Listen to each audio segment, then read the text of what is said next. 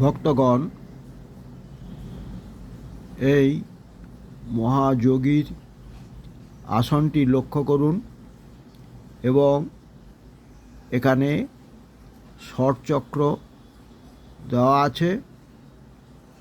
তার উপরে আরেকটা চক্র আছে যাকে আমরা সপ্ত চক্র বলি। সেই চক্রটির নাম সহস্রার। সহস্রারে মহাপদ্মে গুরু শিরসি চিন্তয়েৎ। তো এখানে কে থাকেন? গুরু থাকেন, শিব থাকেন। গুরুই হলেন শিব, যিনি গুরু তিনি শিব। এ কথাটা মনে রাখুন। এখন আমি এই ষটচক্র সম্বন্ধে কিছু আপনাদের বলবো।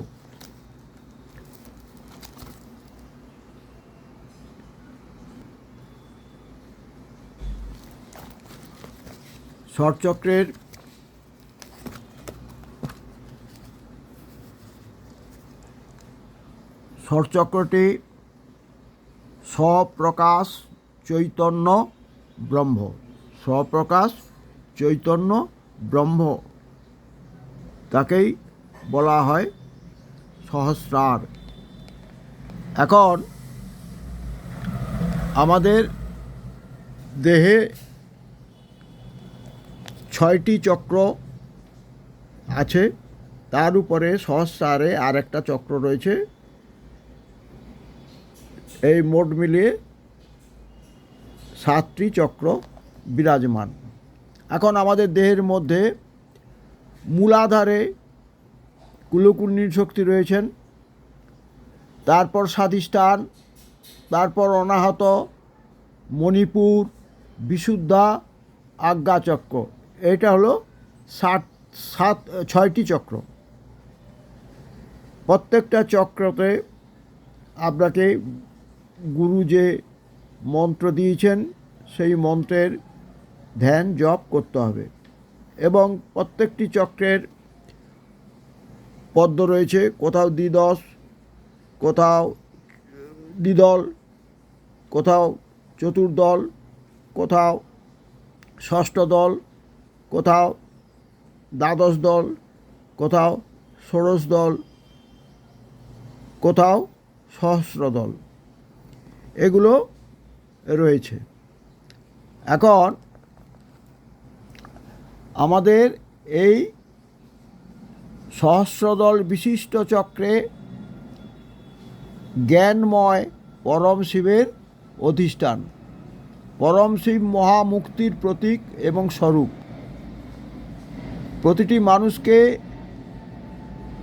জীবভাবে কল্পনা করিয়া মূলাধার চক্রে তাহাকে নিদ্রাচ্ছন্ন করিয়া চিন্তা করিতে হইবে। নিদ্রাই হলো আমাদের অজ্ঞান। সার্ধ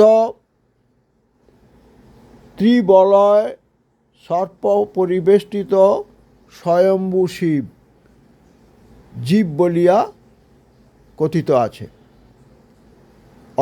অথবা সার্ধ ত্রিবলয় সর্পবেষ্টিত শিব সার্ধ ত্রিহস্ত পরিমিত জীব, বা মানুষের প্রতীক ছাড়া অন্য কিছু নয়। সর্পই হলো কুলকুণ্ডলিনী শক্তি। কুলকুণ্ডলিনী হলেন মহামায়া। সাধক রামপ্রসাদ কুলকুণ্ডলিনীকে বলিয়াছেন প্রসুপ্ত ভুজাগাকারা স্বয়ম্ভু শিব বেষ্টিনী। ইড়া, পিঙ্গলা, সুষুম্না নামে 3টি প্রধান নাড়ী আমাদের মূলাধার হতে মস্তক পর্যন্ত উত্থিত হয়েছে। যোগশাস্ত্রে গঙ্গা, যমুনা, সরস্বতী নামে কথিত আছে।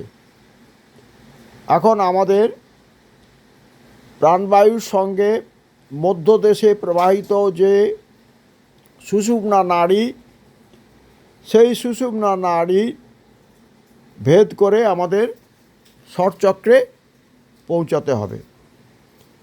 এখন মূলাধারে কুলকুণ্ডলিনী শক্তি রয়েছেন, আর সহস্রারে এখানে শিব রয়েছেন। তা কুলকুণ্ডল শক্তিকে আমরা যখন ওই ষট চক্রের মধ্য দিয়ে মন্ত্র উচ্চারণ করতে করতে, মন্ত্র জপ করতে করতে, ধ্যান করতে করতে আমরা ওই পদ্মগুলোকে যখন জাগৃত করব, এক একটা পদ্মদল নিম্নমুখী হবে।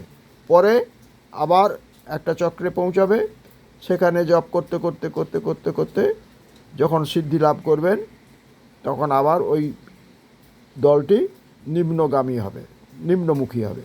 এইভাবে আমাদের ক্রমাগত জপ করতে করতে ষট চক্র ভেদ করে সপ্তচক্র মানে সহস্রারে পৌঁছাতে হবে, শিবের কাছে পৌঁছাতে হবে। তা কুল মানে কালী, কালীকে যখন আমরা শিবের সঙ্গে সংযোগ করব, তখন মহামৈথুন হবে। সেই মৈথুনে যে আনন্দ আছে, পার্থিব মৈথুনে সে আনন্দ নেই। এই কথাটা আপনাদের ভালো করে মনে রাখতে হবে। তবে যদি দেহ সাধনা করতে হয়, আত্মসাধনা করতে হয়, আত্মসাধনা না করলে পরমাত্মা শক্তিকে জানা যাবে না। কে আমি? সো অহম, সো অহম, সো অহম, অহম শিবাস্মি। আমি সেই শিব, যেটা শঙ্করাচার্য বলেছেন, শিবোহম, শিব অহম, শিব অহম। তাই এই চিন্তা করলে তো হবে না, প্রকৃতপক্ষে সাধনা করে দেখতে হবে। তা ভক্তগণ, আপনারা এই সাধনা করার চেষ্টা করুন, কারণ জীবনটাই হচ্ছে এক প্রকার বলতে পারেন বৃথা। কারণ আমাদের জন্ম যখন আছে, মৃত্যু হবে। তা মৃত্যুর পূর্বে আমি নিজেকে জানতে পারি, আমি কী জন্য পৃথিবীতে এসেছি তা যদি না জানতে পারি, তাহলে আমার খাওয়া পরা যা কিছু সুখ সবই বৃথা, ও তো একদিন চলেই যাবে। অতএব পরমাত্ম শক্তি লাভ করার জন্য চেষ্টা করুন, পরমাত্ম জ্ঞান লাভ করার জন্য চেষ্টা করুন। তাহলেই আপনি ইহজীবনে এবং পরজীবনে বা জন্মান্তরে আপনি প্রকৃত মুক্তির পথে এগিয়ে যাবেন এবং প্রকৃত জ্ঞানের অধিকারী হবেন, মহাসুখ প্রাপ্ত হবে, দুঃখ থাকবে না। আর বর্তমান যে আমরা চলছি, পৃথিবীর অবস্থা সবই দুঃখময়, জীবন দুঃখময়, সংসার দুঃখময়, কর্ম দুঃখময়, সব কিছুই দুঃখময়।